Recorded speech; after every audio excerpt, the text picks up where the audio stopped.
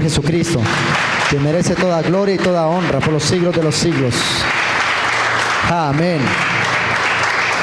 Quiero dejar en usted una palabra con base a lo que hemos venido hablando, la manifestación del Espíritu Santo en nuestra vida.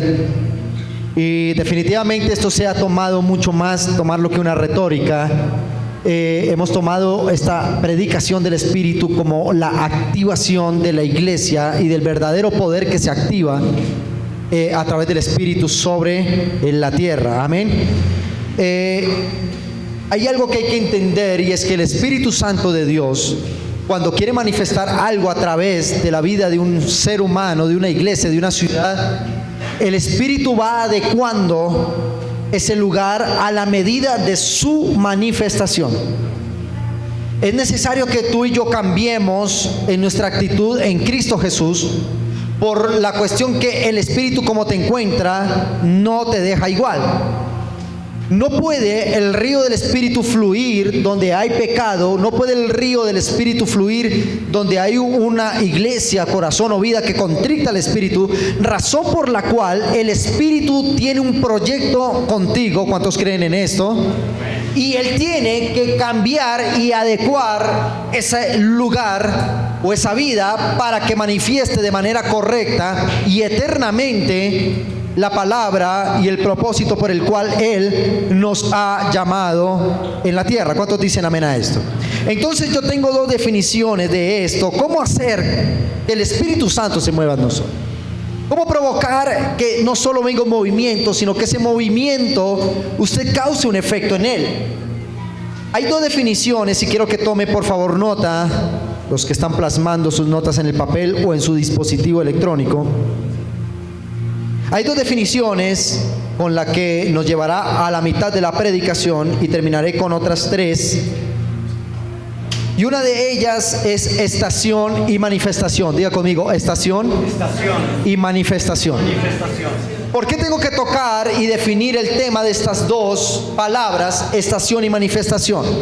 Vamos a definir la palabra estación porque la iglesia indudablemente en este momento está en una estación de unción, palabra y mover del Espíritu. ¿Cuántos creen en esto? Entonces, estación tiene muchas definiciones, pero siempre tomo tres, o a lo mucho cuatro, las más significativas. Y la palabra estación quiere decir, número uno, temporada y tiempo. Diga conmigo, temporada o tiempo.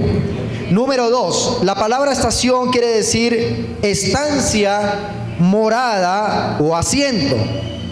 Y número tres, la palabra estación quiere decir sitio o localidad de condiciones apropiadas para que viva un ser viviente.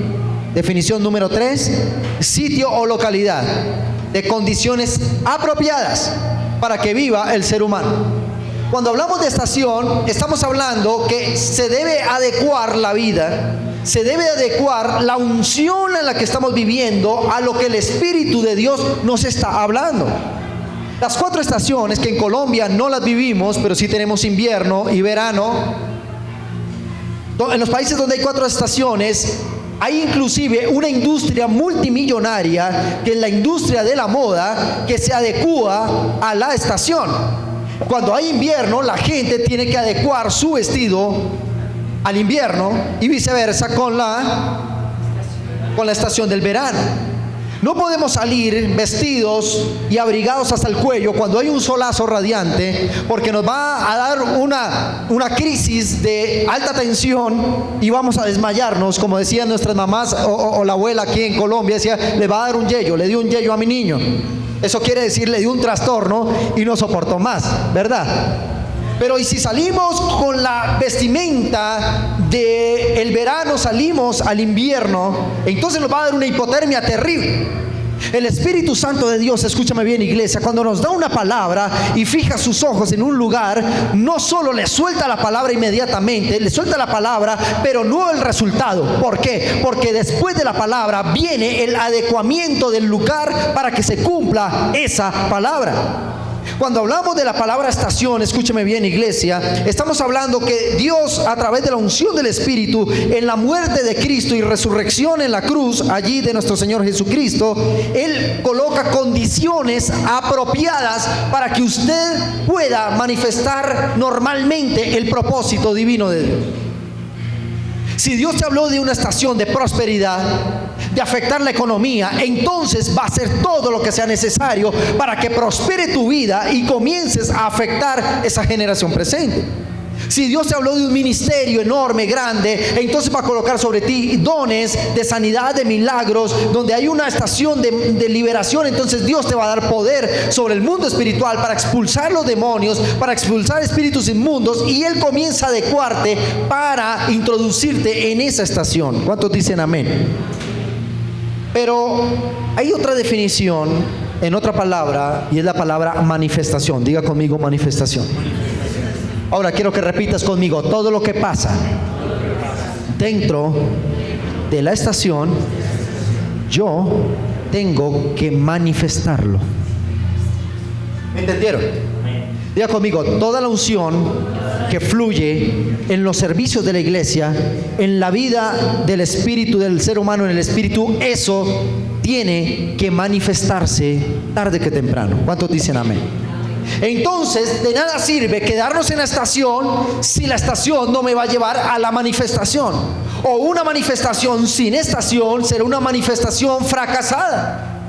Porque cuando viene la manifestación gloriosa de los hijos de Dios, como lo dijo el apóstol Pablo, es porque hemos pasado por el proceso de la estación. Dios adecúa el lugar, tu vida, tu pensamiento, tu mente y tu espíritu lo adecúa correctamente a lo que tú vas a manifestar en los próximos días. ¿Cuántos dicen amén? La iglesia fue llamada, la iglesia de Cristo fue llamada para afectar las naciones, para afectar las generaciones, para convertir los pecadores al evangelio de Cristo, para sacarlos de una condición de inmundicia, de maldad y de perdición, y llevarlos a la gloria eterna en Cristo Jesús. Esto es la formación de Cristo en nosotros, pero la manifestación es el cambio a la sociedad a través de la iglesia. ¿Cuántos dicen amén a esto? Acompáñenme por favor en la palabra, en el Evangelio de San Juan, capítulo 16, verso 4 al 15. San Juan capítulo 16, versos 4, vamos a leerlo desde el 4 al 15. La palabra del Señor dice: esto no os lo dije al principio porque yo estaba con vosotros. Verso 5: pero ahora voy al que me envió, y ninguno de vosotros me pregunta: ¿a dónde vas? Antes, porque os he dicho estas cosas, tristeza ha llenado en vuestro corazón. Pero yo os digo la verdad, os conviene que me vaya. Diga conmigo: os conviene que me vaya. Dice Jesús: porque si no me fuera, el Consolador, que es el Espíritu Santo, no vendría a vosotros, mas si me fuere, os lo enviaré. Verso 8 dice: y cuando Él venga, convencerá al mundo de pecado, de justicia y de juicio. Repita fuerte conmigo: de pecado, de justicia y de juicio. Verso 9 dice: de pecado, por cuanto no creen en mí; de justicia, por cuanto voy al Padre y no me veréis más; y de juicio, por cuanto el príncipe de este mundo ha sido ya juzgado. Aún tengo muchas cosas que deciros, pero ahora no las podéis sobrellevar. Pero cuando venga el Espíritu de verdad, Él os guiará a toda la verdad, porque ya no hablará por su propia cuenta, sino que hablará todo lo que oyere, y os hará saber las cosas que harán o que habrán de venir. Él me glorificará, porque tomará de lo mío y os lo hará saber. Todo lo que tiene el Padre es mío. Por eso dije: tomará de lo mío y lo os hará saber. Amén y amén. ¿Qué tiene que ver esto con la estación y la manifestación? Diga conmigo: estación y manifestación. Apréndete estos dos términos.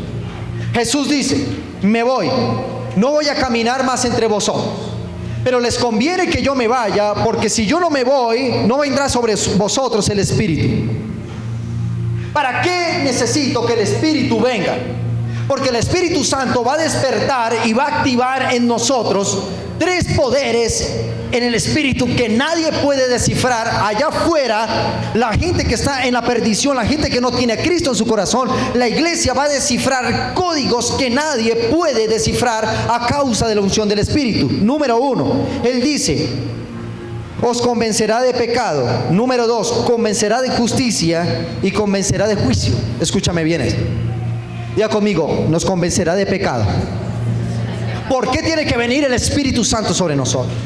Porque el pecado no puede ser convencido por la mente humana, sino tiene que haber un espíritu que revele qué es lo que estamos haciendo mal en nuestra vida. La palabra pecado, escúchame bien, transmite la idea de errar en el blanco o desviarse del camino adecuado. Diga conmigo: pecado es desviarse del camino y errar al blanco. Esta definición no la saqué ni del griego, ni del arameo, ni del hebreo, es del árabe. Esta palabra, errar el blanco, quiere decir que la gente cuando peca, cuando hay un mundo en pecado, es porque erró su propósito, no está en el punto de llegar a su salvación eterna en Cristo Jesús y cumplir su sagrado propósito. Muchas veces nos encerramos en algo, y es que creemos que pecado es beber un licor, fumarse un cigarrillo, adulterar, fornicar. Yo te voy a decir algo: todo lo que acabo de nombrar son actos de iniquidad que te llevan a errar el propósito divino de Dios. ¡Wow! Cuando yo peco, estoy poniendo en peligro el propósito. Jesús dijo: os conviene que el Espíritu venga, porque Él les convencerá en qué momento estamos errando el camino y estamos errando el blanco. Me ocurrió algo esta semana, y estaba manejando un automóvil, y el automóvil se varó cerca a la casa, y yo llamé a un hermano de la iglesia y le dije: te tocó socorrerme. Y él corrió diligentemente, nos socorrieron, él junto con su hijo, y lo dejamos parqueado. Ya era tarde, veníamos de unas visitas de la iglesia, de llevar unos mercados a la localidad de Suba, aquí en Bogotá, Colombia. Y bueno, llegamos casi a las 11 de la noche, mi hijo estaba dormido en la parte de atrás del automóvil, y lo dejamos ahí parqueado para que otro día pudiésemos con mente fresca poder desbararlo. Yo le dije al hermano de la iglesia: no le metamos mano ahorita, puede que sea una tontería, pero no le metamos mano, descansemos y que venga el que sabe. Efectivamente, al otro día, al salir de orar de este lugar, me llamó el que nos vendió el automóvil. Yo le dije: se varó el automóvil, y él fue, me recogió aquí en la iglesia y fuimos allá. Cuando él abre el capó para mirar allí el motor, él hace un par de movimientos sencillos, y en cuestión de 5 segundos el carro prendió como si nada. Y dije: wow, definitivamente el que sabe, sabe. ¿Qué te quiero decir con esto? Que allá afuera, en el sistema perverso que el príncipe, como lo dice acá, el príncipe de este mundo ha sido vencido, tomó, allí no hay cómo identificar el pecado, no hay cómo identificar una sociedad sana, porque la gente está sin la revelación del Espíritu. ¿Por qué Jesús dijo: os conviene que el Espíritu venga y os convenza de pecado? Porque la iglesia es la que tiene el diagnóstico exacto para sacar al mundo de su traba de pecado. ¿Me entendió lo que le dije? Amén. Allá nadie puede descifrar lo que la iglesia puede descifrar, porque en nosotros está el poder del Espíritu. Hay gente allí que los médicos desahuciaron a la persona y dice: tienes 8 días, 15 días, en un mes te vas a morir. Pero la iglesia tiene el código correcto para imponer las manos y sacar a ese hombre o a esa mujer de la muerte, porque tenemos un diagnóstico correcto, que es la unción del Espíritu en nosotros. Allí hay alguien que dice: me voy a suicidar porque quebré los negocios, me voy a suicidar porque se rompió mi familia. Tú y yo como iglesia tenemos el poder de hacer que este hombre retroceda en su intención y vaya a los pies de Cristo. ¿Por qué? Porque tenemos un diagnóstico perfecto. Diga conmigo: tengo un diagnóstico perfecto. ¿Cuál es? El Espíritu sobre mí. Además, Jesús dice en su palabra: y os convencerá de justicia. ¿De qué? Justicia viene del hebreo sedek, terminado con Q, quiere decir derechura. Diga conmigo: derechura. ¿Qué es justicia? Tener una relación derecha y estable con Dios. comienza a convencer al ser humano de un andar en derechura bajo los principios divinos. ¿Qué quiere decir esto? Diga conmigo, la iglesia, dígalo fuerte, la iglesia que tiene al Espíritu Santo, no solo ella camina en derechura, sino los que se han desviado, diga conmigo, los que se han desviado del camino, los volveremos a encarrilar por el camino correcto. Por eso Jesús dijo, les conviene que yo me vaya para que la iglesia comience a operar bajo la dimensión del Espíritu Santo de Dios. Y número 3, Él dice, y os convencerá de juicio. ¿De qué? ¿Cuántos hemos escuchado esta palabra juicio? Levánteme su mano. A ver, ¿usted qué piensa con la palabra juicio? No sé, alguien me quiere decir, si yo digo esto, escúchame tú que me ves allí detrás de la pantalla, si yo digo, declaro sobre tu vida el juicio de Dios para ti. Como Amparo Grisales, ¿no? Dice, no, pero ¿yo qué hice? ¿Usted qué piensa si yo le digo, declaro el juicio de Dios sobre tu vida ahora? El juicio. Bueno, tú dices que es una sentencia. ¿Quién dice otra cosa? ¿Qué puede ser el juicio de Dios sobre el hombre? ¿Quién da más? Bueno, William. No me haga una definición, una palabra. No, pues cuando me hablaban de juicio yo pensaba en terremotos, meteoritos cayendo. Esa es.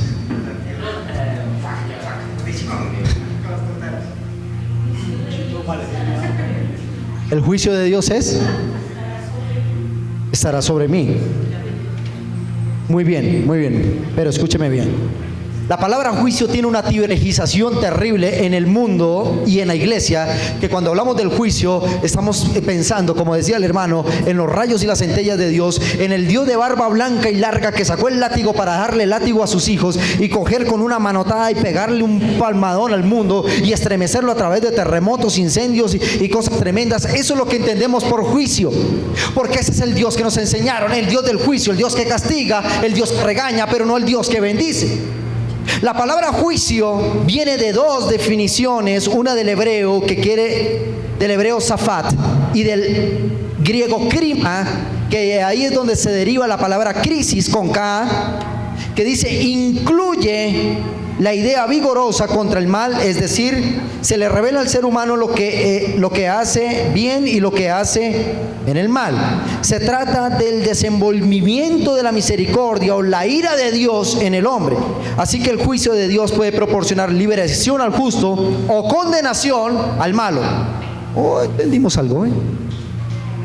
Le voy a cambiar 20 años, 30 años de teología en su mente de lo que nos han predicado. Juicio de Dios es algo que provoca el ser humano.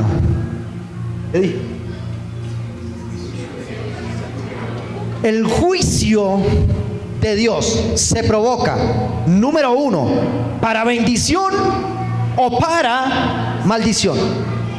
Tú y yo tenemos una decisión en esta mañana.